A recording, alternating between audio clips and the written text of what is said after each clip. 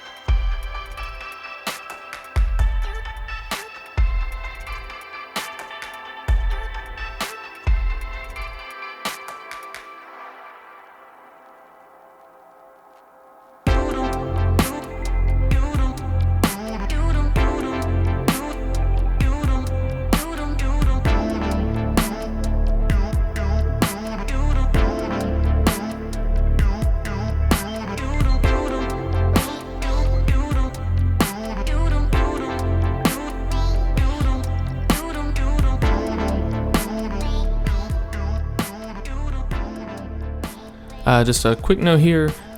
Normally you would want to cut just a little bit below your maintenance height of cut. So right now my mower is set to the highest level that it can go. But because I let the grass get so tall because I was cutting with the rotary mower, I really hated to cut too much off. So what I'll do in a few days is go back and cut it a little bit lower, and then I can raise my cut right back up to where I'm cutting at today and keep it green instead of the brown that's showing up right now.